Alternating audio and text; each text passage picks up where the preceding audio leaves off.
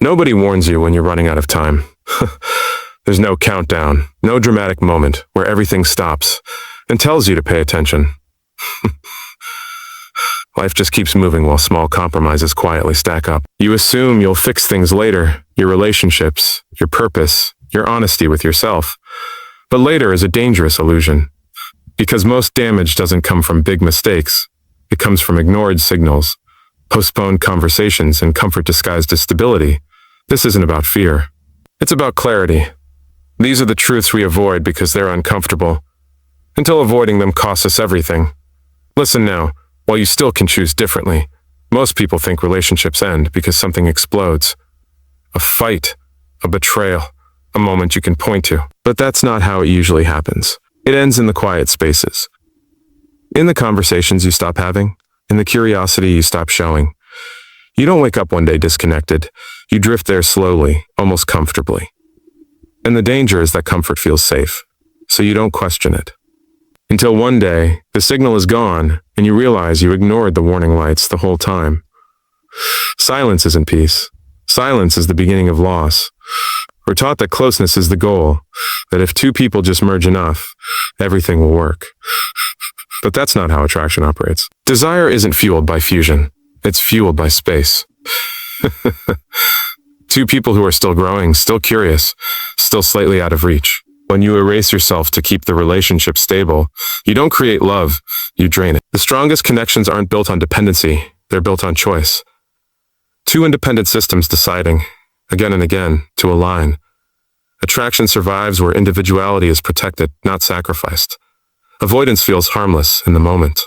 You tell yourself you'll deal with it later, when things calm down, when timing is better. But later is where problems compound. Every unsaid truth becomes friction. Every postponed conversation turns into emotional interest you didn't agree to pay. And eventually, the system breaks, not because the issue was too big, but because it was ignored for too long. Progress doesn't come from comfort.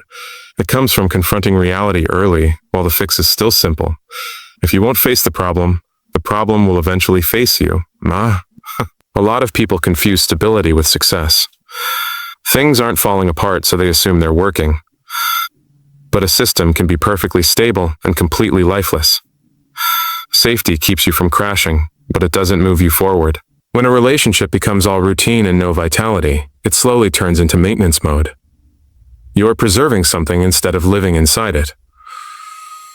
Growth requires a bit of risk, a bit of uncertainty, a willingness to disrupt what's comfortable. Because comfort without aliveness isn't peace, it's stagnation. Most people think being needed is the goal. It's not. Being needed creates obligation. Being desired creates energy. There's a huge difference. Obligation keeps things running, but desire is what makes them alive. When someone stays because they have to, the connection slowly drains. When they stay because they want to, everything changes. The way they listen, the way they show up, the way they look at you. Real intimacy doesn't come from pressure or duty. It comes from freedom and choice, renewed over and over again. You don't want to be kept. You want to be chosen. People wait for certainty before they act. A clear signal, a breaking point. But by the time things are obvious, the window is already closing. Change is only easy when the discomfort is still quiet. When it first shows up as a feeling you can't quite explain. Ignore that moment, and time will make the decision for you.